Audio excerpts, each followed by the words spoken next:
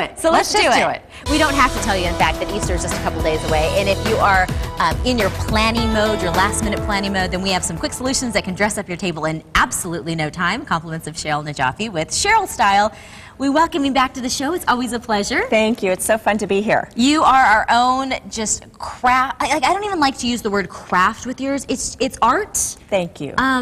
But it's easy. You make it so digestible and really approachable, and that's what I love about CherylStyle. Thank you. Well, if you need to get further information, you can always go to the website, but here we're talking about little fun ways to decorate eggs where you don't have to get the mess of dyeing and it doesn't have to get everywhere. So just pull out your craft supplies and create little playful animated creatures with your eggs. So here's a prime example, and as I'm picking this up, you've hollowed it out. Yes, I did. The best way to hollow out your egg, is to get like a little pick and poke a hole in the bottom and then kind of stir it around so that you make a little bit of an extra hole. Okay. And then make a hole here, and then you would put a straw inside and blow through it, and the yolk and egg white will come out. Perfect, okay. And then what I like to do is, if you've noticed, I've used napkin rings.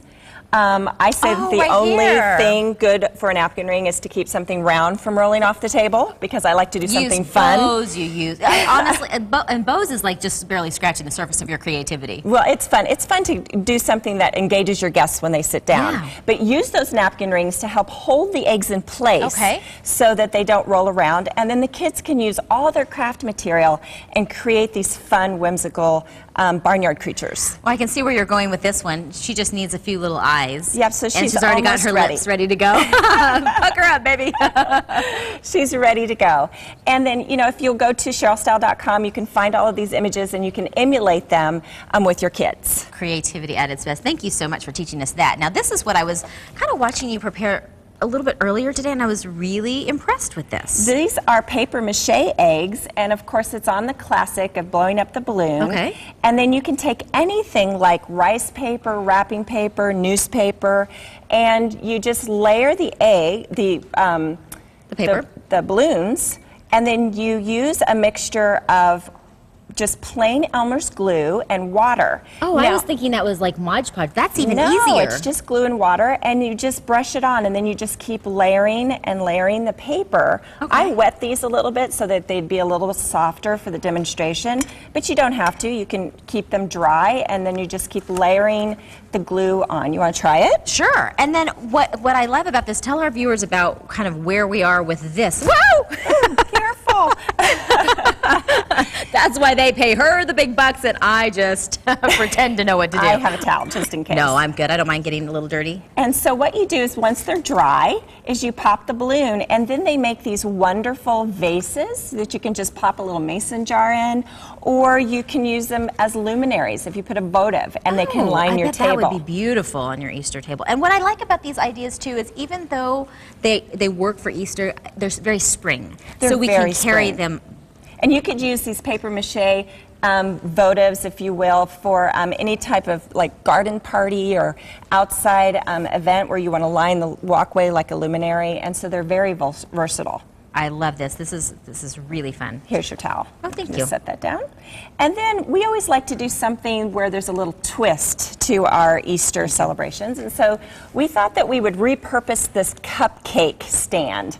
Cupcakes are so yesterday for so many people. So what we've done is we've created a little nest with eggs. And hash browns, is it? And hash browns. So you use the hash browns, you put them in the pan, like Orida bagged hash browns that you can get from your local Fry's food market or something. And you shape them while they're raw with a little bit of egg white. Okay. And then you put them in the oven and bake them until they're crispy. And we found these little Jello tins and cake molds, and you can find these at ABC Cake Party Place.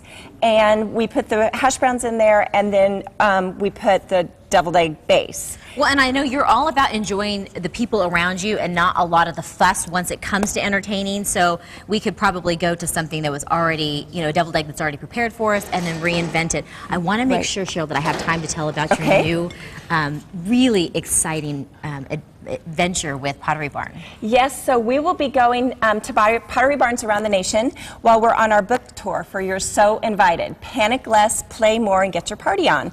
So I'll be doing demonstrations in every city I visit, and they'll be selling the book as well, and we will be on a national tour. I wish you the best of luck. If you have not started following her on Pinterest, you need to, because it's absolute inspiration. Her website has amazing ideas, and I love your video blogs too. Thank you. One of my favorites, how to eat a chocolate dipped strawberry without it crumbling all over you. Yes, that's a must. I'm going to make you go to our website to figure it out because it works. I tried it. We appreciate you being on the Thank show. you, Great Stephanie. ideas, and It's we'll great have to be here. a recap, of course, with Cheryl's website on sonoranliving.com, as well as information on how you can pick up her book and visit her at the end of May at the Pottery Barn at Scottsdale Quarter. And she's a local gal.